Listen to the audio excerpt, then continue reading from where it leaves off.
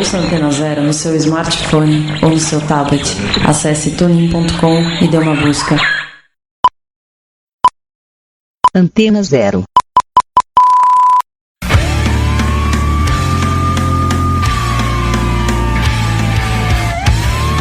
A Rádio Antena Zero apresenta Desobediência Sonora.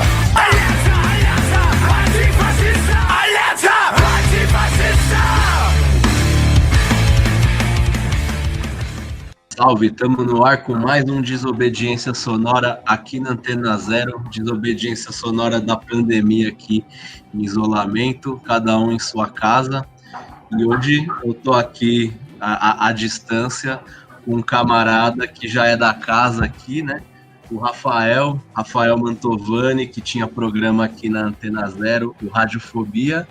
E além disso, de ser um apresentador de rádio, ele também é sociólogo, que ele fez o doutorado dele na FEFELESH, a Faculdade de Humanas da USP, e o pós-doc em Saúde Pública, para trocar uma ideia com a gente aí.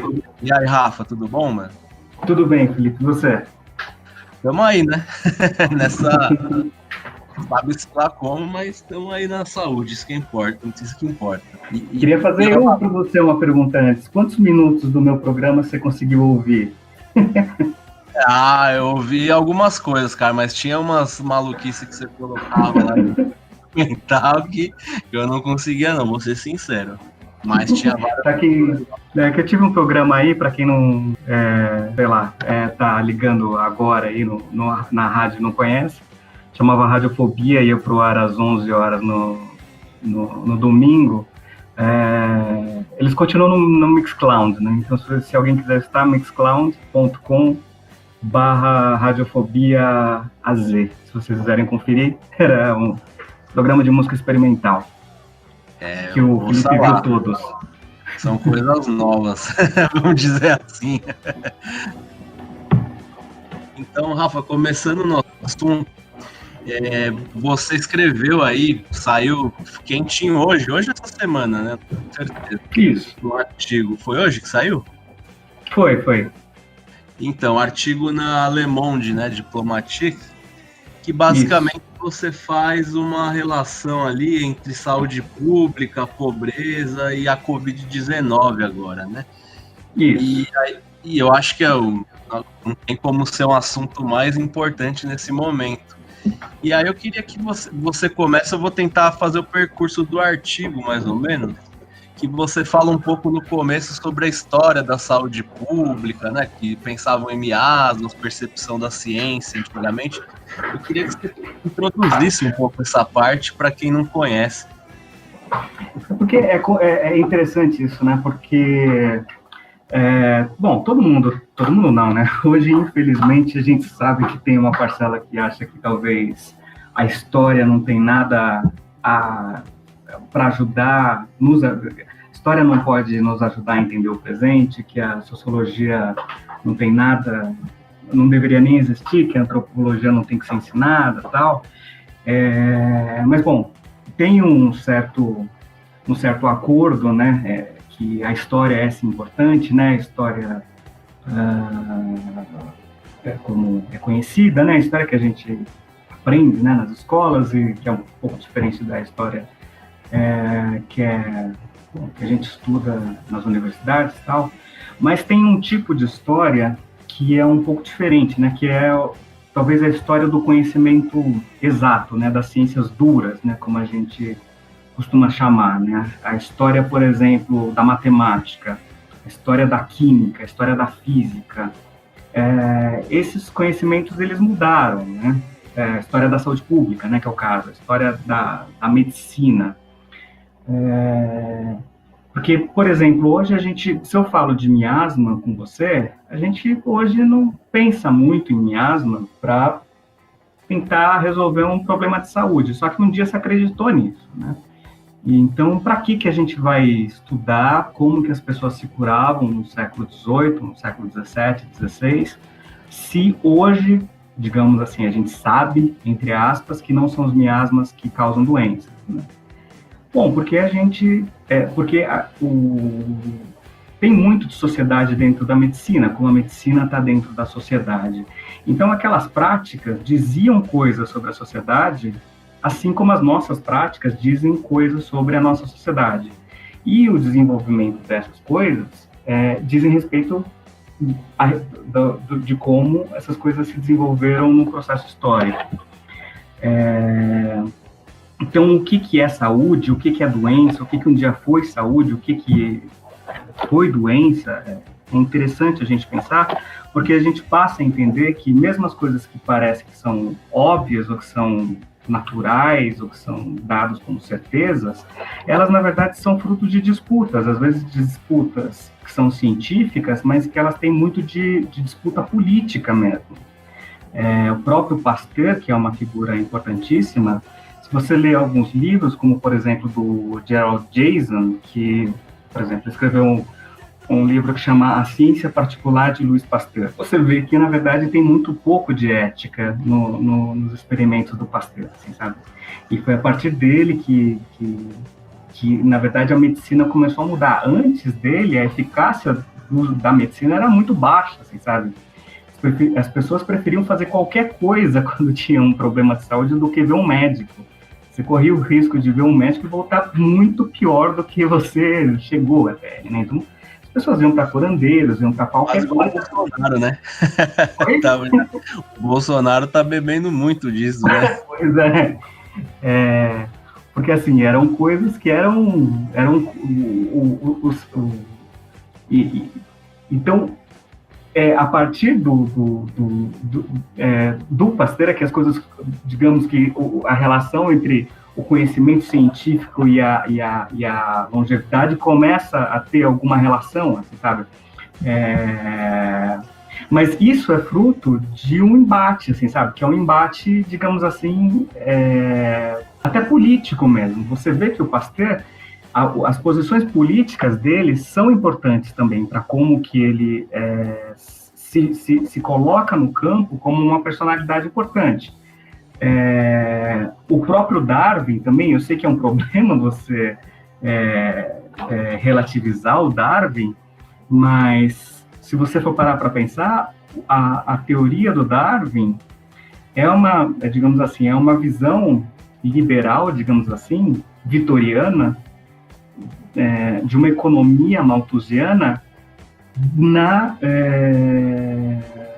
natureza. Então, o pensamento darwinista é um pensamento socialmente localizado, que lê a natureza daquela forma. Eu não estou falando que é falso, que é mentira, mas é a melhor narrativa dentro da biologia que a gente tem hoje. Mas é uma narrativa dentro de um espaço, dentro de um tempo. Ele é em inglês, ele é do século XIX. Então, ou seja, é um pensamento dentro do tempo dele, é um pensamento capitalista, liberal, que lê a natureza, que é a melhor que a gente tem hoje, mas é o reflexo do homem histórico que foi o Darwin. Esse artigo fala um pouco sobre isso também, porque durante 2.200 anos, quase, desde Hipócrates até o século XIX, era isso, né? As pessoas adoeciam, acreditava-se que a principal causa de doenças eram os miasmas, né? E isso continuou basicamente até o Pasteur no final do século XIX. Só que no começo do século XIX, tinha essa discussão, que foi a discussão mais importante do começo da saúde pública, são esses médicos franceses, né, que eu cito, que escreveram lá, tem os primeiros periódicos, vou falar em português, né, os Anais de Higiene Pública e Medicina Legal, que eles resolveram compilar os dados de trabalhadores e moradores de toda Paris e cruzaram todos, assim, os miasmas eram essas substâncias pequenas que entravam no corpo das pessoas e adoeciam, né, pelo nariz, pelo olho e tal, e causavam todos os tipos de doenças, tal, não sei o que lá. E eles saíam de matadouros, porque era a morte, né, eram substâncias pútridas, né, diferentemente de hoje, né, que a gente... a relação que a gente faz é que são organismos vivos que entram no corpo da gente e causam a doença. Naquela época, pensava-se que eram substâncias mortas, pútridas, né? Então, da umidade, de pântanos, né? De matadouros, né? Esqueci agora o que mais, mas cemitérios, assim. Então, na verdade, as pessoas eram enterradas dentro das igrejas, né? Porque tinha que ser num lugar sagrado para ir para o céu, né? Então, tinha uma cruzada para tirar, para que as pessoas fossem enterradas num lugar diferente da igreja, né? Para que os mortos fossem enterrados num lugar à parte, né? Fossem enterrados num lugar longe. Isso tem a ver com a herança dos miasmas, né? Então, eles começaram a fazer essa pesquisa. Imagina, né? É um pensamento de mais de 2.000 anos e você conclui que, na verdade, não. Você mapeia a cidade, você fala, olha, os lugares com pântano ou sem pântano, os lugares mais secos ou menos secos, isso não determina maior ou menor mortalidade. O que a gente viu que realmente faz com que as pessoas adoeçam mais e morram mais é a pobreza. Então, na verdade, é isso que a gente tem que ver. E aí, as pessoas falam, olha, a comissão, né, de saúde de país fala, olha, a gente não vai duvidar da autoridade científica de vocês, mas a gente vai continuar dessecando o pântano, a gente vai continuar fazendo tudo que a gente vinha fazendo até antes. Até porque é mais fácil você fazer isso do que você realmente aceitar essa visão e falar, ok, a pobreza que causa mais morbidade e mortalidade, a gente precisa reformar o nosso sistema econômico. É uma visão revolucionária dentro da medicina, é uma medicina que, na verdade, passa a pensar a sociedade, política e economicamente. E aí vem outros personagens que vão trazer novamente uma visão bem mais, digamos, técnica, né, para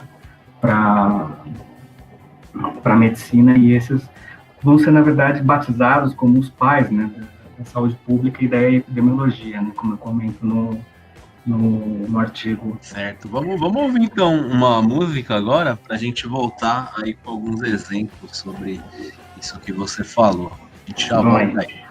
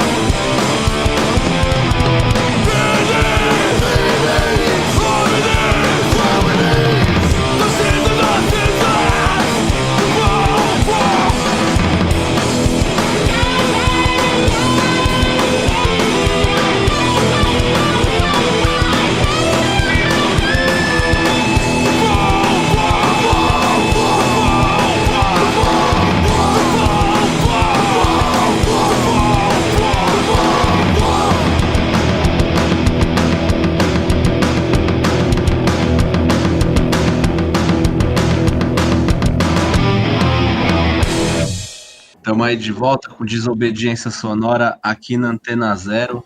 Hoje eu estou aqui trocando uma ideia com o Rafael Mantovani, camarada aqui que tinha o programa na Antena Zero Radiofobia, sociólogo, estuda aí saúde pública. E a gente estava trocando uma ideia aí, Rafa, você deu um panorama geral. Eu queria que agora você falasse um pouco do histórico, né, o surgimento que a gente conhece como saúde pública, alguns exemplos mais gerais, né? No artigo você falou um pouco de Paris e tudo mais, eu queria que você falasse um pouco sobre isso. Então, né, é curioso porque aí são os exemplos do que vingou, né? Meio que o histórico dos vencedores, digamos assim. Porque, como eu comentei no primeiro bloco, essas ciências mais duras, né, digamos assim, ou das completamente duras, né, das ciências exatas, né, a matemática, química, física, né, é difícil você perceber as questões políticas, né, mesmo dentro do debate acadêmico, científico, o que está por detrás, os interesses políticos, os interesses sociais mesmo, né. Na saúde pública e na medicina, isso ainda fica bastante borrado, né? Especialmente no final do século XIX, como eu comentei, né? Por causa, pelo fato de que depois da era bacteriológica, né? Como se costuma chamar, né? Que aí sim, realmente, os tratamentos científicos de saúde pública e de medicina, eles passam a ter uma eficácia muito grande. No século XIX, até o século XIX, a média de vida estava na casa dos 30 e tantos anos. Assim. A Alemanha conseguiu extraordinários 39 anos de expectativa de vida. De vez em quando a gente vê aqui as datas de vida e morte de grandes nomes, a gente não pode esquecer que a gente está falando das elites, né? Os trabalhadores não viviam 37 anos, 35 anos. A expectativa de vida era baixíssima, assim. Então, de certa forma, a gente não tem como negar que o que foi feito realmente teve uma melhora realmente observável. O que fez com que essa narrativa de que as questões sociais não importam, a gente tem que higienizar tudo no sentido de desinfectar, lavar as mãos, né? Isso agora é verdade isso tudo, mas as questões sociais importam, né? A gente sabe disso, mas você lavar as mãos, você tem que se livrar dos vermes, das bactérias, isso é importante para que você seja saudável. Essa narrativa acaba sendo vitoriosa por uma questão de disputa de narrativas, né? Então, a gente tinha lá no começo aqueles médicos que eu comentei, né? O René Billet-Médy de um lado, junto com o Parent Duchâtelet. Eu aposto que dos seus ouvintes e de quem mais quer que eu compartilhe o podcast, provavelmente ninguém vai ter ouvido esse nome. Provavelmente, se eu falar, por exemplo, Chadwick, que foi quem fez a reforma urbana de Londres, talvez uma pessoa ou outra já conheça, porque ele é conhecido como o pai da saúde pública. No começo da vida do Chadwick, ele concordou com esses caras. Ele leu esses caras, ele falava, vocês têm razão. Realmente, a questão social é uma questão importante. Isso, posteriormente, foi chamado como teoria social da epidemiologia. O que significa? A questão... pobres ficam mais doentes e pobres morrem mais cedo. A gente tem que levar isso em consideração. Só que, como eu comentei, isso faz com que a tarefa sanitária, digamos assim, seja uma tarefa econômica, seja, antes de tudo, uma tarefa política. Você só vai ter como cuidar da saúde dessas pessoas se você, no limite, questionar o sistema capitalista. Porque o sistema capitalista, que no século XIX, a gente já está falando de sistema capitalista. Essa Paris que eles examinaram era um sistema fabril, já. Mas eles já sabiam disso desde antes também, das explorações das pessoas mais pobres. Ele concorda, mas depois, nas comissões que ele faz parte, eu esqueci o nome das comissões agora, ele começa a perceber, dentro do jogo de poder que ele fazia, que ele teria que fazer outros tipos de relatórios. Então, ele vai para observar o operariado, e ele começa a perceber as questões, ele começa a fazer uma leitura quase que miasmática da cidade de Londres. E ele faz uma coisa que é importante, que é um sistema de esgoto, que a gente pensa que isso é normal, certo? Tipo, água limpa para os operários e um sistema de esgoto para levar a água suja embora. E, obviamente, isso vai melhorar a vida dos operários. Isso, obviamente, vai fazer com que eles vivam alguns anos a mais. Só que isso vai não vai mexer em nada com o fato deles que eles vão continuar sendo pobres. Ou seja, economicamente não muda em nada, além do fato de que eles vão continuar mais e vão ser trabalhadores durante mais tempo. Então, economicamente, é uma visão inócua, digamos assim, e é uma visão boa, digamos assim, para o sistema que está ali. O seu trabalhador vai trabalhar mais e o sistema econômico e político fica inalterado. A mesma coisa o John Snow, que é conhecido como o pai da epidemiologia. Ele tem todo o mérito de que ele realmente conseguiu, antes do Pasteur, acho que 20 anos antes, conseguir controlar cólera em Londres também, que era terrível, era uma coisa horrorosa, tal. Entendendo como funcionava o sistema de águas, qual era a água que estava contaminada e tal. Mas, da mesma forma, é uma visão extremamente técnica que coloca a questão social completamente em segundo plano.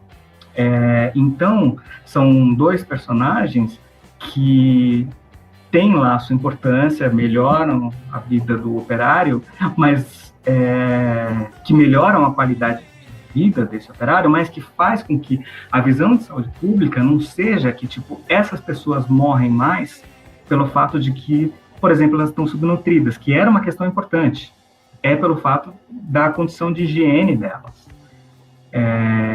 E isso faz, por exemplo, com que nos anos 60 apareça em Paris, por exemplo, um cara como o George Haussmann, né, no caso, que é uma pessoa que vai fazer toda a remodelagem de Paris, e aí é completamente aquela visão dos miasmas, né, que é abrir as ruas para fazer com que as ruas sejam ventiladas, para melhorar a salubridade, né, a circulação de ar, e, na verdade, tem a ver com a experiência da Comuna de Paris, de 48, porque o exército chega em ruas mais largas, em avenidas mais largas. A questão de ruas pequenas era porque o povo tem móvel para fazer barricada em viela.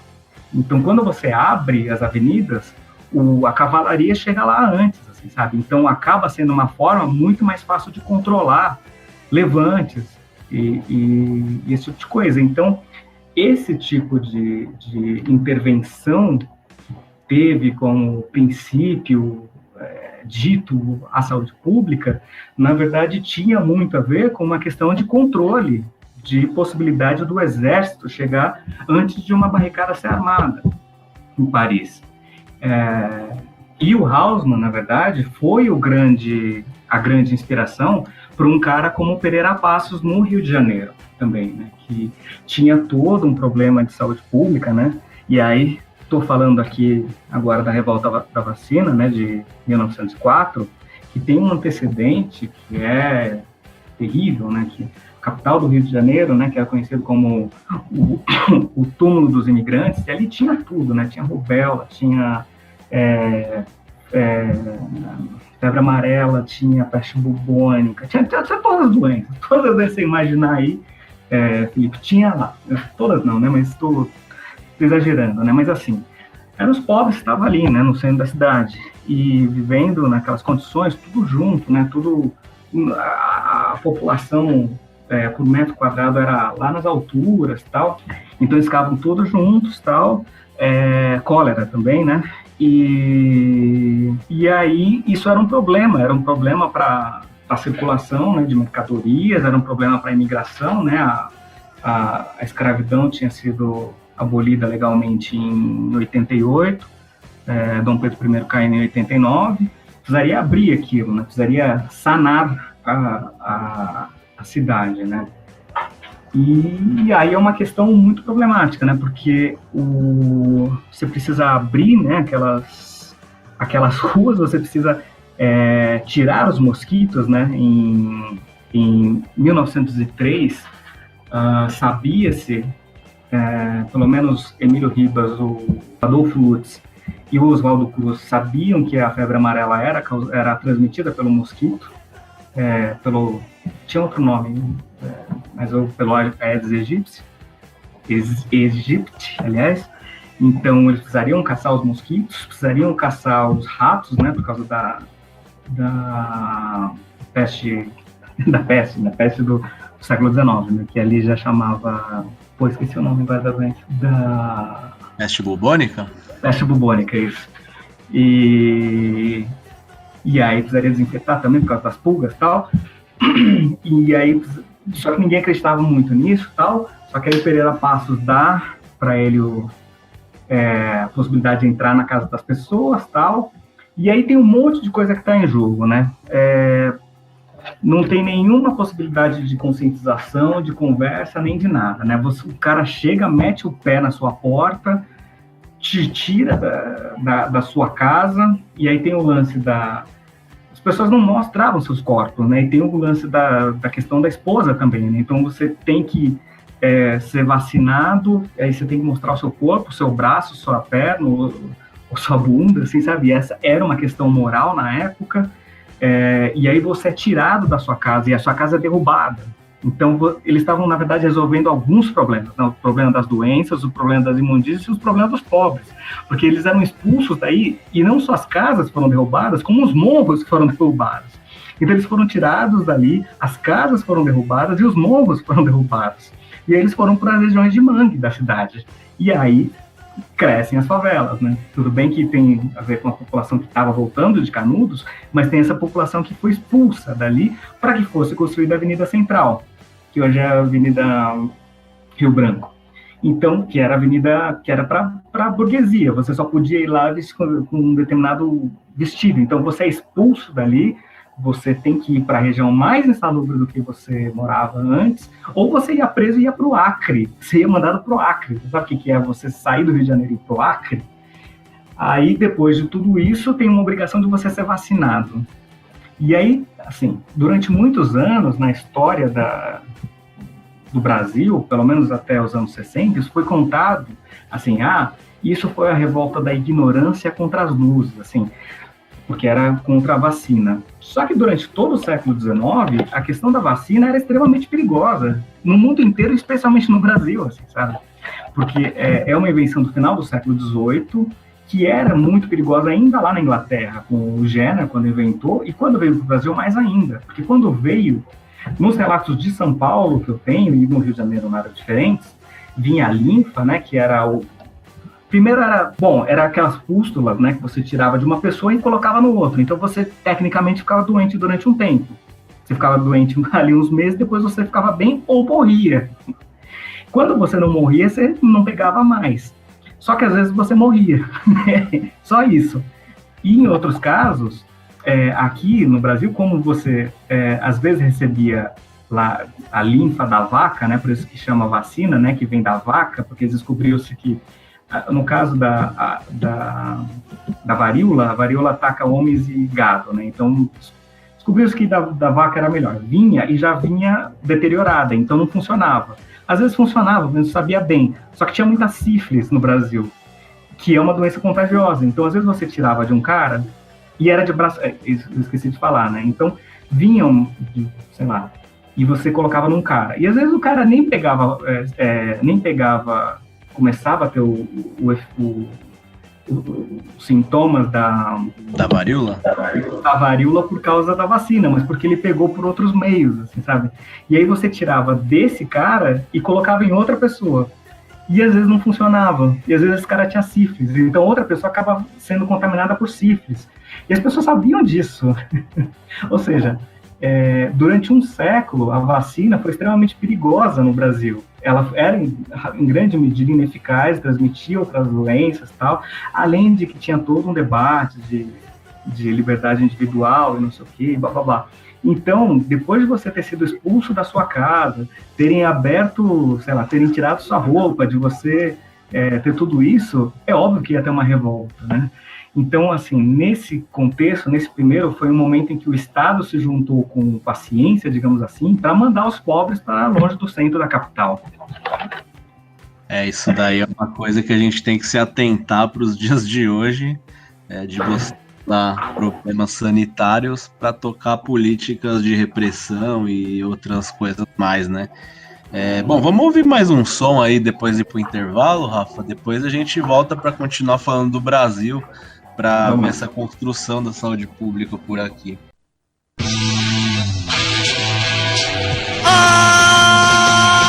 São Paulo está se armando, se organizando pra se defender da ameaça oculta explícita, da verdadeira pergunta, se proteger do quê? Do quê? Do quê? Do quê? Nos consideram pequenos, porém nós existimos. Se julgam grandes, mas temem ao que podemos fazer. Se acostumaram a festas e crimes, com ideais idiotas querem nos combater. Filhos da puta, racistas, filosofias que dão nojo. Você já matou um neonazista hoje? White Power, força branca da ignorância. Playboy da covarde que se alimenta da matança. Racista otário, pensa que nos apavora. Agora chega, sai fora, sai fora, sai fora, sai fora. White Power, cuzão. Se cruzar lança reta, será crivado de balas. Vamos vazar o teu sangue e te largar no chão. Ou então num matagal, com rabos como você. Pra sua carne branca apodrecer até feder. Tá me entendendo? Não? Então é bom me entender, pois eu não tô nem aí com o que possa acontecer. Um cadáver a mais pra mim não faz diferença. Ainda mais sendo seu, será motivo de Você fé. vai gritar por quem? Você vai correr pra onde? Hitler já morreu, a Alemanha é muito longe. E agora, como é que faz? Você está aqui, São Paulo está se armando e vai te destruir. São Paulo está se armando, pode crer, pode crer. São Paulo está se armando. São Paulo está se armando, pode crer, pode crer. São Paulo está se armando. São Paulo está se armando, pode crer, pode crer. São Paulo está se armando. São Paulo está se armando, pode crer, pode crer. São Paulo está se armando. Sua gangue é numerosa, meu calibre é pesado. Me arrepende agora, na virada eu te mato. Pense duas vezes antes de me atacar, porque eu não vou pensar nenhuma antes de atirar. Um vacilo seu, eu posso te eliminar. Está sob minha mira, é melhor não falhar. Não haverá perdão, não haverá segunda vez. Você só tem uma vida E agora já não tem. sua ação no seu peito será deformada, com a sua cabeça por uma rajada de balas. Não pense que estará protegido pela polícia. Ela tem suas leis, nós temos as nossas. Somos pretos do gueto, não lhe devemos nada. E no gueto não levamos desaforo pra casa. No nosso tribunal você já foi condenado a ser enquadrado e sendo liquidado. Sem apelação, sem chance pra redenção. Vai pagar pelo que fez a nossos irmãos pretos, que já sofreram demais as consequências do racismo covarde da sua raça. Você acha que vai nos vencer nunca? Comando de MC na sua captura. Estão todos ligados, otários, seus dias estão contados. Você quis assim, estamos só avisando que vai correr muito sangue, porque São Paulo está se armando. São Paulo está se armando, pode crer, pode crer. São Paulo está se armando. São Paulo está se armando, pode crer, pode crer. São Paulo está se armando. São Paulo está se armando, pode crer, pode crer. São Paulo está se armando. São Paulo está se armando, pode crer, pode crer. São Paulo está se armando. Pretos de todos os lados se armem, estejam preparados. Reúnam todos nos morros, recrutem vários soldados. Qualquer tipo de armamento é válido. Acima de tudo, união é indispensável. Convocamos a todos dos quatro cantos, zona norte, sul, leste, oeste do centro. Trabalhadores, bandidos, todos serão aceitos no esquadrão guerrilheiro em defesa do povo preto. Não podemos admitir nem querer acordo com uma raça de filhos da puta querendo nos ver mortos. Se eles podem agredir, nós também podemos. Eles têm músculos e armas e nós também temos. Câmbio negro está conosco do outro lado do Brasil. Easy J, Turbo, comando de MC. Animais agressivos, sangue no olho sim. Agimos dessa maneira apenas quando preciso. Não somos anti-branco, somos anti-racismo. Se você é preto, não fique parado. Pegue aquele oitão, deixe-o carregado. Se algum deles lhe atacar, contra-ataque sem medo. Puxa, ponte, aperte, mande pro inferno. Já era. A lei existe, mas não está do nosso lado. Temos que nos defender sem depender dos arrombados. A ordem nasce da desordem, é inevitável. Só através do confronto conseguiremos a paz. Precisamos virar o jogo, sair do anonimato, por qualquer que seja o meio necessário. Já cansamos de conversar, de propor união. São Paulo está se armando pra nossa revolução. São Paulo está se armando, pode crer, pode crer. São Paulo está se armando. São Paulo está se armando, pode crer, pode crer. São Paulo está se armando. São Paulo está se armando, pode crer, pode crer.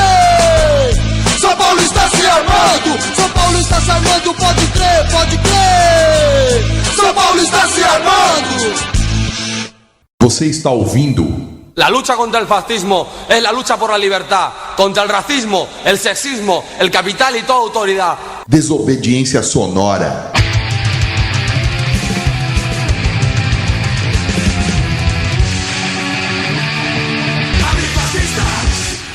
Antena Zero.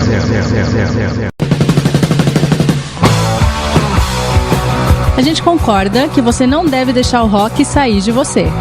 Mas a gente acha que é preciso deixar o rock entrar também. Não basta apenas ouvir sempre as mesmas músicas daquelas mesmas bandas. É por isso que aqui a gente tem muito mais que 89 músicas na nossa programação. Aqui a gente toca rock de A a Z, porque nós somos uma rádio livre. Antena Zero, a rádio que não toca só o que você quer ouvir, mas o que você precisa escutar.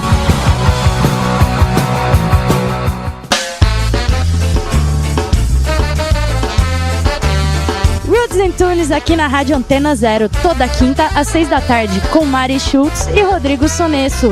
Convidados, entrevistas, posicionamento, opinião e muito som, porque aqui o Sky é tratado como ele merece, com atitude, postura e muita ideologia.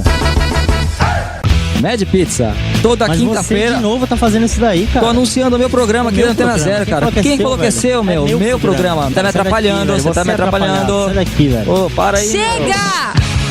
Mad Pizza, toda quinta-feira, às 5 da tarde, aqui na Antena Zero.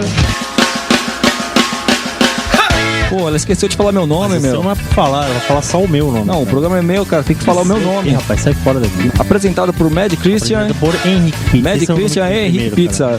Meu nome veio primeiro, cara. Não é você que tá aqui, velho. Não é nem você, cara, o programa é meu. É seu caramba, sai daqui. Vai. Comentários esdrúxulos. Piadas de mau gosto. Impropérios contra tudo e contra todos. Tudo isso regado ao mais clássico punk rock e ao mais fino hardcore. Programa de Mortal, toda quinta-feira, às 9 da noite, aqui na Antena Zero. Sabemos que no vamos a heredar nada más que ruinas, pero a nosotros no nos dan miedo las ruinas, porque llevamos un mundo nuevo en nuestros corazones. Rádio Raio. Estímulos e urgências sonoras. Músicas, conversas, recortes de texto, filmes e vida. Sobre temas que impulsionam e inspiram a agir no agora. Todo domingo, às 9 da noite, com Rashi Pash e Vanessa Nicolave, aqui na Antena Zero.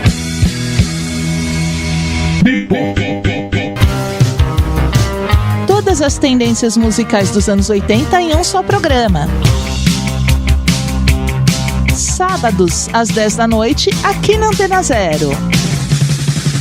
Apresentação, Silvia Zahara.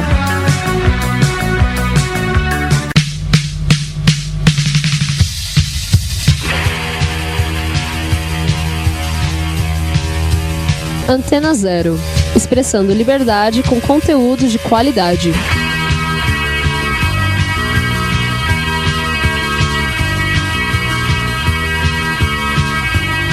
Antena Zero.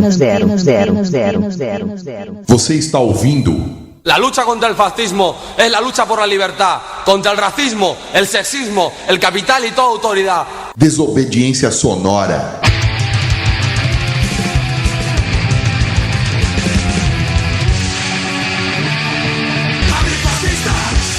Estamos aí de volta com Desobediência Sonora aqui na Antena Zero, a rádio que não toca só o que você quer ouvir. Tá? Hoje eu tô aqui trocando uma ideia com o Rafael Mantovani, pesquisador aí da saúde pública, sociólogo, trocando uma ideia com a gente sobre a história da saúde pública e sobre os dias de hoje, né, com a pandemia. O Rafael, você falou um pouco agora sobre a história do Brasil, né? A gente fechou um pouco com isso no bloco anterior. Eu queria que você falasse mais um pouco sobre o Brasil aí, o histórico, como que se tratava essa questão, essas relações por aqui. Então, né, eu terminei o outro bloco, né, falando que na parte da revolta da vacina, né, terminou com a ciência e o Estado dando a mão, porque isso era interessante, né, para a economia, digamos assim, né, para quem comandava o país, né. A gente está vendo que dessa vez está sendo um pouco diferente, né, pelo menos no nível federal, pelo menos já que a profilaxia, né, que é a forma de curar, é problemático, né, para o sistema econômico, né, o governo federal está falando não para a ciência, né, o que é interessante a gente ver todas essas questões o quão complicado é isso, né, o quanto que, eu estou batendo nessa tecla, né, mas isso é importante, né, quanto que o que parece certo, científico e evidente, assim, né, é fruto de debate intenso, né, e às vezes, mesmo nos aspectos biológicos, tem muito de construção, tem muito de interesse político, cálculo, às vezes acadêmico, cálculo político, tal, e no Brasil não foi diferente isso, né? Então, a questão da limpeza urbana, né? Então, o que é saúde pública, né? Para aqueles autores, né, do que eu comentei, né, que entendem a saúde pública naquela concepção mais econômica e política, né, é o cálculo de mortos e doentes, né? Como é que você vai fazer isso no Brasil do século XIX, né? Quando você nem tem um cálculo assim, quando na verdade não importa, né? Quando nem tem trabalhador, né? Quando os trabalhadores são escravos e os escravos morrem, não importa, né? A saúde pública, na verdade, é limpeza, né? No século XIX, o Brasil se guiou basicamente pela ideia miasmática mesmo, né? Então, é limpar as cidades, né? É tentar limpar o Rio de Janeiro, isso foi feito, não conseguiram fazer isso muito bem feito, né? Esse é o tema do meu doutorado, né? Feito na FEFELESH e tal. Os viajantes falavam isso, né? Que eles passavam pelo Rio de Janeiro e por São Paulo, todos eles, pelo menos todos que eu pesquisei, dizem, nossa, o Rio de Janeiro é horrível e São Paulo é maravilhoso, assim, né? Isso tem a ver com toda uma tradição. São Paulo tem lá uma tese. Bom, se alguém se interessar, depois pesquisa. Chama São Paulo de Militares, Escravos e Pobres. Mas é curioso porque a noção de limpeza, ela muda muito, assim, sabe? Eu não sei se você sabe, Felipe, mas durante muito tempo a ideia de tomar banho não era exatamente de saúde, assim, sabe? Banho era uma ideia que era contraindicada pelos médicos, inclusive. O Luís XIV, o Rei Sol, todo-poderoso, supõe-se que ele tomou de 2 a 7 banhos na vida. Você que gosta de jogar bola? Você gosta de jogar bola? Porque agora até que de repente rola, né? Ficar uns dias sem tomar banho, que tá todo mundo quietinho dentro de casa, tá frio. Em casa tá suave. Você gosta de jogar bola? Pensa em um dia que você vai jogar bola, não toma banho não.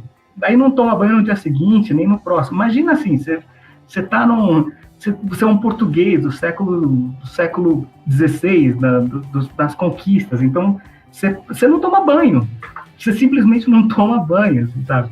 Você toma 3 banhos na vida, assim, sabe? Então, porque, assim, a ideia de que o contato, você entrar dentro de uma banheira, assim, sabe? Tipo, não se sabia se a água entrava no seu corpo, assim, sabe? As pessoas não sabiam dessas coisas. A média que se suspeitava que o operariado francês tomasse de banho era de 9 em 9 meses. As casas em Paris, no século XIX, não tinham banho, não tinham uma ducha. Então, os animais viviam com as pessoas, assim, sabe? Então, quando eles vêm para São Paulo, e isso é um costume indígena, quando eles vêm para São Paulo, eles falam, os índios tupi, eles bebiam na água, assim, sabe? O que acontece com esses caras? Isso, inclusive, está na Carta do Caminho, né? Essas vergonhas, né? As vergonhas das Índias, né? Tão limpinhas e eles ficam espantados com aquilo, né? Nossa, e eles ficam maravilhados com aquilo. Essas pessoas limpas, né? Então, e isso é uma coisa que existia no Novo Mundo, na Europa não existia, e a concepção de higiene, naquele momento, a palavra existia, só que a concepção era seria o que hoje a gente chamaria de nutrição. Tem um cara que chama Luigi Cornaro, ele viveu 90 anos, né, que nesse momento é um Matusalém, né, as pessoas viviam 30, ele viveu 90. Ele chegou uma vez no médico e falou, olha, eu estou zoado, eu preciso saber o que eu preciso fazer para... Olha, se você continuar vivendo assim, você vai viver 6 meses. Aí ele criou um método dietético e tal, e ele chamou isso de higiene. E isso foi assim até muito tempo. A ideia de higiene como limpeza, como você se lavar, isso é concepção do século XX, assim, sabe? Antes disso, antes de 1920, as pessoas lavavam o rosto e as mãos, assim, só. Obviamente, com o que a gente percebe hoje, é claro que isso passa a ser importante, mas quando você tira a importância de uma coisa como nutrição e passa para uma coisa muito mais utilitária, como lavar as mãos, obviamente, mesmo nisso, envolve toda uma questão como, por exemplo, a Rocinha não tem água, então eles mesmo com essa concepção, eles não vão conseguir fazer o mínimo necessário para se proteger do coronavírus. Mas mesmo assim, quando você fala que você ter um sabão e uma água é importante para que você tenha uma vida saudável e boa, faz com que o discurso médico, o discurso da saúde pública seja um pouco mais esvaziado politicamente do que você dizer é a desigualdade social que produz essa doença e essa coisa toda. E isso no Brasil foi importante também no começo do século com as campanhas em direção aos sertões, que é o momento em que o país olha, né, as elites olham para os sertões e falam, essas pessoas estão cheias de coisa. Essas pessoas têm lepra, essas pessoas têm ancilostomias, as pessoas têm malária, tipo, a gente não está olhando para elas. Aí tem o primeiro momento que o Brasil olha para a pobreza em termos de saúde e doença. Depois tem alguns outros momentos importantes, né? Eu chamaria a atenção para quando o Goulart esteve no poder, né? E aí ele é derrubado logo em seguida, e aí vem um processo de corrupção e de privatização tremenda, assim, sabe, dos planos de saúde, até que vem a Constituição de 88, que é o momento talvez mais importante e progressista, eu acho que se pode dizer, não sei, que a parte que trata de saúde na Constituição brasileira é talvez a mais progressista do mundo. A questão é a implementação, a questão é que mesmo depois disso continuou o processo de privatização, e uma coisa que é terrível também, né, que é a tal da DRU, que é a desvinculação das receitas da União. Então, por mais que tenha lá determinadas quantias que devem ir para a DRU, desde o Fernando Henrique Cardoso, os governos do PT não mexeram nisso, o dinheiro que deveria ser investido na educação, saúde, etc., vão para pagamentos de dívida, que é a tal que fazem um alarde, aí, que é o Tesouro Direto, que todo mundo... Foi um mecanismo importante, talvez, para a contenção da dívida, que chegou a 44% na época do Fernando Henrique Cardoso, que no governo petistas ficou nas alturas também, e agora está 3%, mas, de qualquer forma, é um roubo, porque, na verdade, 44% do orçamento da União vai para 10 famílias, né? Enquanto que a gente fica aqui pensando em teto de gastos, né? Então, o Estado brasileiro é um Robin Hood ao contrário, assim, sabe? Tira dos pobres para dar para os ricos, assim. Isso não é figura de linguagem, assim, sabe? Eu não estou dizendo isso porque eu estou falando aqui com você, que eu sei o que você pensa a respeito disso. Isso é dado matemático, assim, sabe? Tipo, o que realmente consome dinheiro no país, isso é preservado, isso é ilegal, inclusive, porque você cobrar juros em cima de juros é ilegal, mas isso é mantido por mais que consuma 44% do orçamento. Como que a gente paga essa dívida para as 10 famílias mais ricas? A gente tira do SUS e da saúde. Essa é a solução que o Estado brasileiro encontra para acertar as contas dele no nível federal. Certo. Bom, vamos ouvir então mais um som e aí a gente volta para continuar essa conversa aí.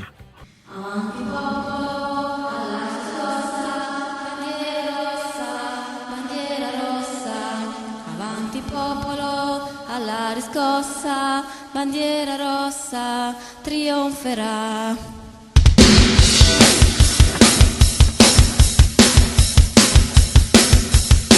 Avanti popolo, alla riscossa, bandiera rossa, bandiera rossa.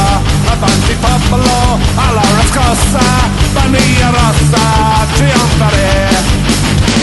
Bandiera rossa, la trionferà.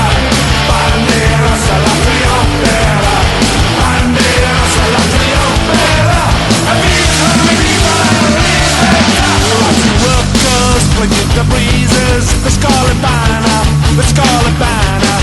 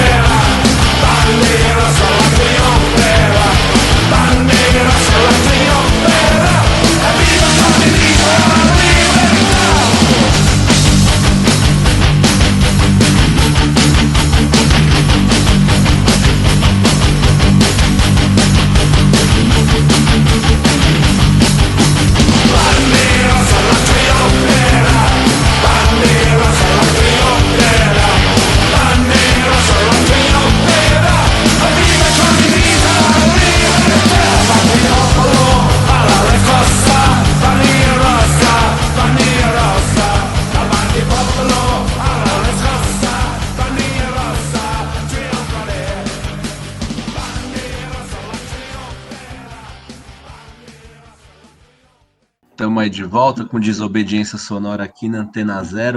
Estou trocando hoje com o Rafael Mantovani sobre saúde pública, história da saúde pública, né? Sobre a pandemia e tudo mais. O Rafa, você falou um pouco aí sobre a história, né? As áreas que você estuda, o SUS um pouco.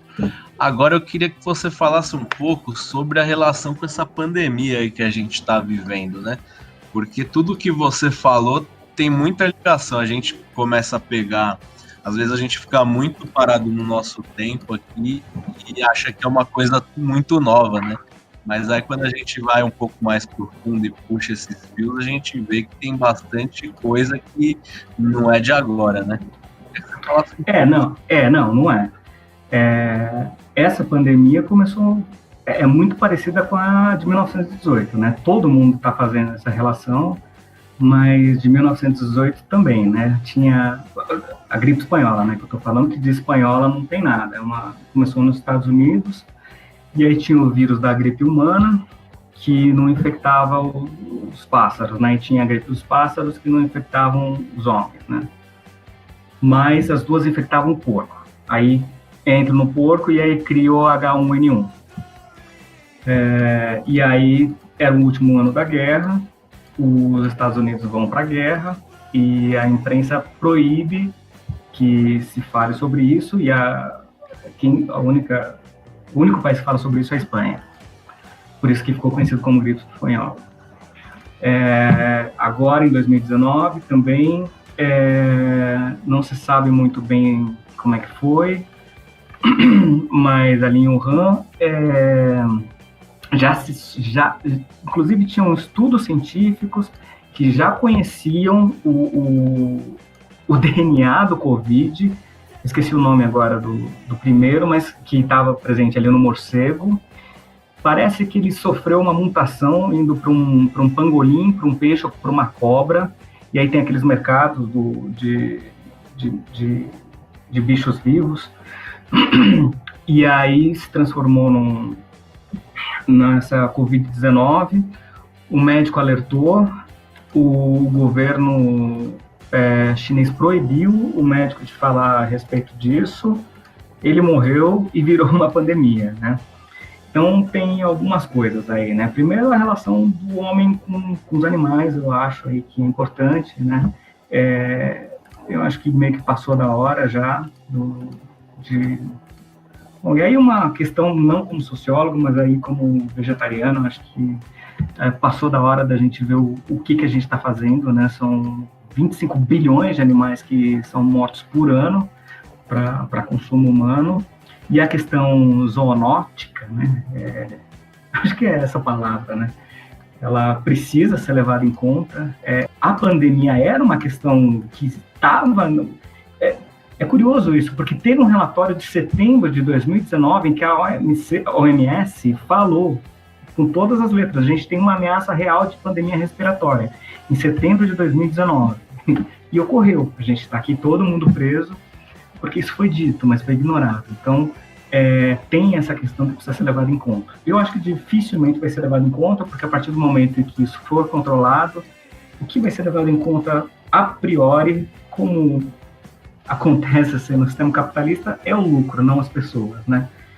Então, a partir do momento em que for controlado, 25 bilhões de animais vão continuar sendo mortos, e independentemente do risco que isso cause para a vida no planeta, isso vai continuar acontecendo, vai se misturar em regime de confinamento todos os tipos de animais, dessa forma artificial, que gera esse tipo de anomalia, digamos assim, porque anomalia no sentido dessa coisa nova e destrutiva que que sai do controle e gera todo esse sofrimento, e é isso.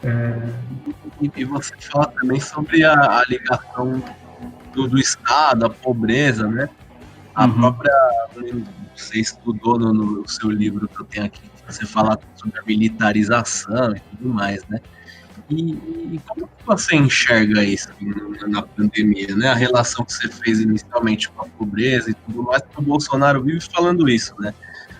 Da pobreza, ele joga com isso, ele pega essa intuição, né, que a gente via historicamente tinha essa intuição que as pessoas tinham seu conhecimento científico e depois construindo isso, ele pega essa intuição e joga com ela para manter algum poder e falar o que as pessoas querem ouvir. Tá desesperado. Aí na rua ele vai lá e fala, não, você pode. Né? Isso aí, né? Então ele faz esse jogo. Como que você entende isso? Você acha que ele tem alguém que entende essa máquina discursiva ou é uma coisa meio sem querer que a gente analisa por fora? Não, é que ele falou assim, né? Tem uma relação entre pobreza e isso.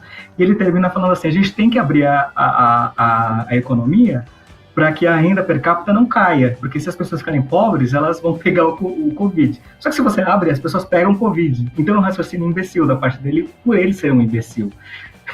Porque assim, por isso que é uma ironia, né, o texto, né? Porque eu estou brincando, porque eu pego uma fala dele, porque o raciocínio não faz o menor sentido.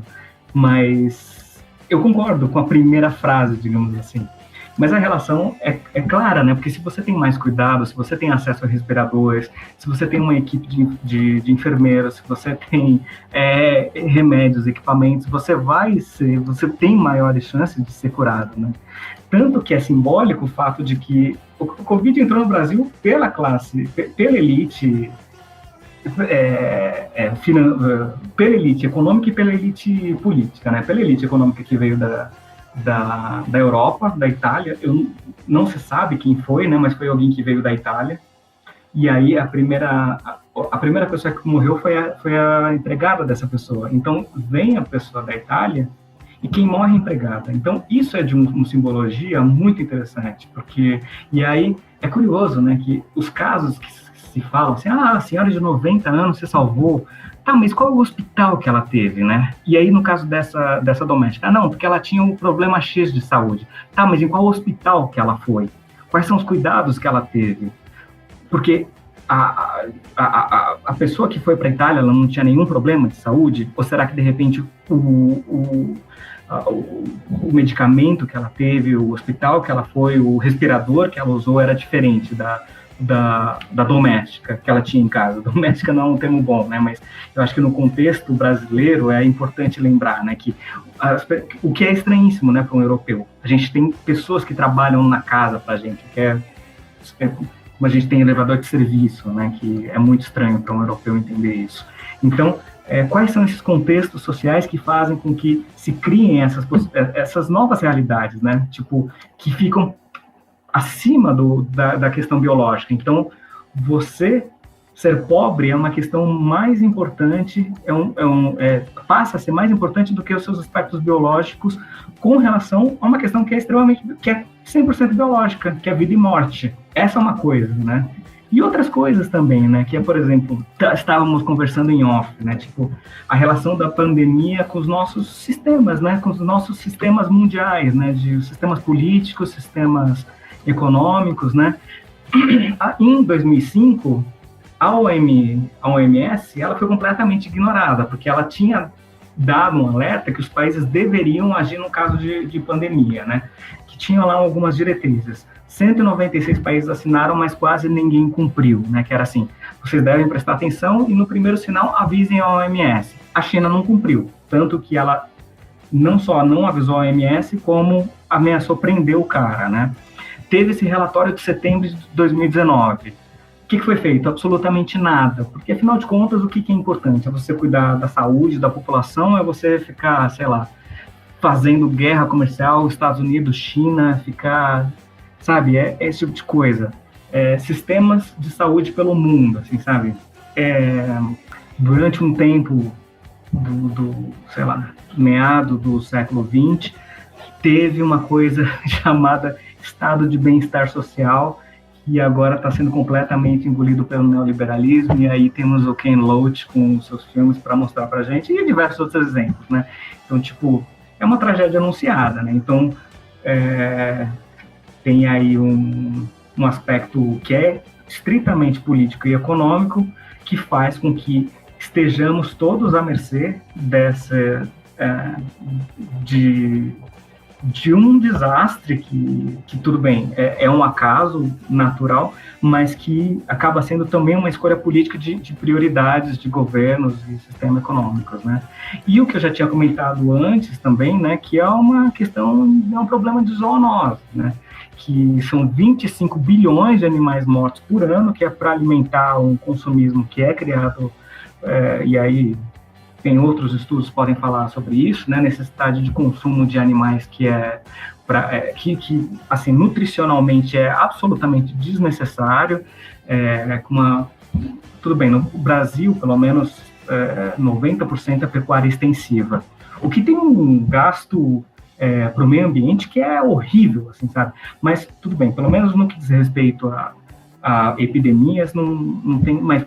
Por exemplo, nos Estados Unidos é 100% intensivo, assim, sabe? Então, você vê as imagens, você não tem como imaginar que aquilo não é um tubo de ensaio de hecatombes, assim, sabe? Se aconteceu na China, pode acontecer nos Estados Unidos ou em qualquer outro lugar, assim, sabe? Em que essas condições, assim, tipo, tem 15, não sei quantos milhões de animais ali confinados de todas as espécies, sabe? Misturou ali alguns vírusinhos, a gente tem, sei lá, se misturar um vírus com a letalidade, sei lá, de um HIV e o nível de contágio de um Covid, a gente acaba com metade da humanidade, né?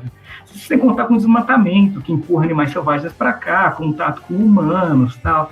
Então, sei lá, estão dizendo por aí que o futuro pós-Covid vai melhorar as pessoas, tá? Mas você vê que, pelo menos na Espanha, onde foi extremamente difícil, as pessoas fizeram aí aglomeração para entrar na loja esqueci o nome da loja aí, de grife, aí você fala, bom, eu não sei se está mudando realmente. Então zona, sei lá como é que chama, Zara.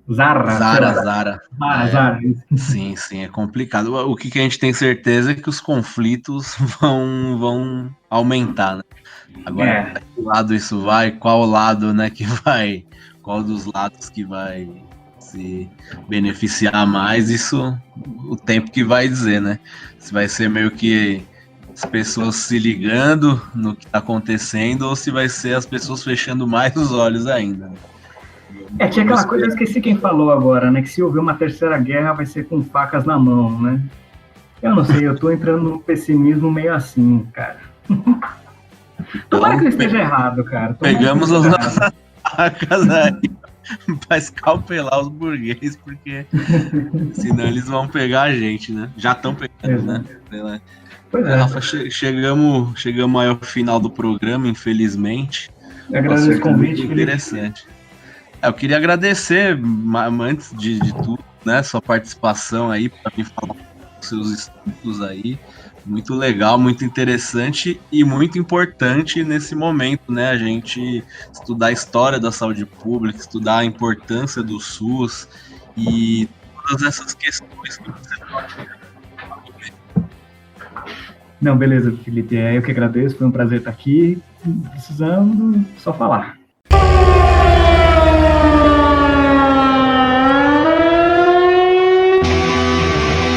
Você ouviu pela Antena Zero Desobediência Sonora, produzido e apresentado por Felipe Suna e Fernando Konesuki.